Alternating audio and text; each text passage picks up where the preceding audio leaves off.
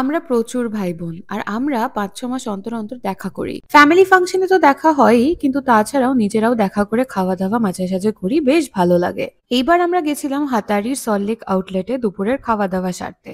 Hi friends. তারপর তারপরে যাই না, এবার খাবো। আর তো খাবো এবার। আমরা কেন ইন্ট্রো দিস? we are খাওয়ার আসেনি। we are hungry, we are foodie, we are hungry, we are foodie, we are hungry, we are foodies।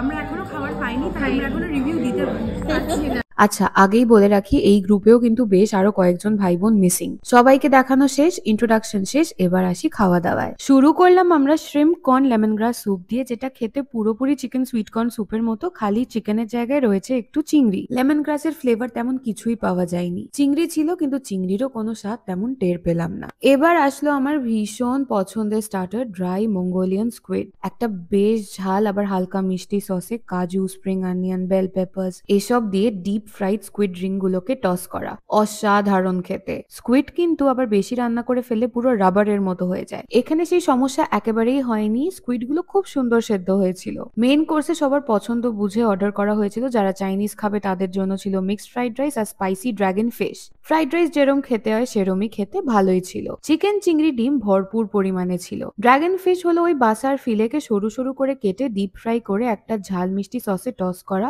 সত্যি বলতে গেলে মঙ্গোলিয়ান স্কুইড আর ড্রাগন ফিশের সসটায় খুব একটা কোনো পার্থক্য আমি পাইনি। দুটো দল তৈরি হয়েছে, মানে এই নয় যে সবাই সব খায়নি, আমরা সবই অল্প অল্প করে চেখে দেখেছি। নর্থ ইন্ডিয়ান প্রেমীদের জন্য এলো গার্লিক নান, আর সাথে চিকেন রেশমি বাটার মশালা আর চিকেন লাতপাত। আমি চাইনিজ খেয়ে খেয়ে একেবারে বোর হয়ে গেছিলাম, তাই নর্থ ইন্ডিয়ানের দলে আমিও সামিল ছিলাম। গার্লিক নান গুলো খুব ভালো ছিল, মাখনের গন্ধে মোমো করছিল, সাথে রসুনের সুন্দর স্বাদটা তো আছেই, একেবারে তুলোর মতো নরম ছিল। চিকেন রেশমি বাটার মশালাটা স্টার অফ দ্য শো ছিল এবার, এত ভালো বানিয়েছিল। রেশমি বাটার মশালা একটু মিষ্টি মিষ্টি হয়, কিন্তু অনেক জায়গাতেই একটু বেশি মিষ্টি দিয়ে ফেলে। পায়েস না চিকেনের গ্রেভি বোঝা মুশকিল হয়ে যায়, কিন্তু এখানে মিষ্টির পরিমাণটা একদম সঠিক ছিল, দারুণ লাগলো। এরপর আসি চিকেন লাতপাতে। এটা অনেকটাই কড়াই চিকেনের মতো, কিন্তু অতটা ঝাল বা মশলাদার নয়। বলতে গেলে চিকেন লাবাবদারের একটু হালকা ভার্সন। তবে কড়াই চিকেনের মতো ক্যাপসিকাম, পেঁয়াজ আছে, আর উপরি পাওনা হিসেবে ডিমও ছিল। কেউই ডিম খেতে ইচ্ছুক ছিল না, তাই আমি আর ভাই ভাগ করে খেলাম। এই চিকেন লাতপাতটাও খেতে বেশ, কিন্তু রেশমি বাটার মশলাটা এত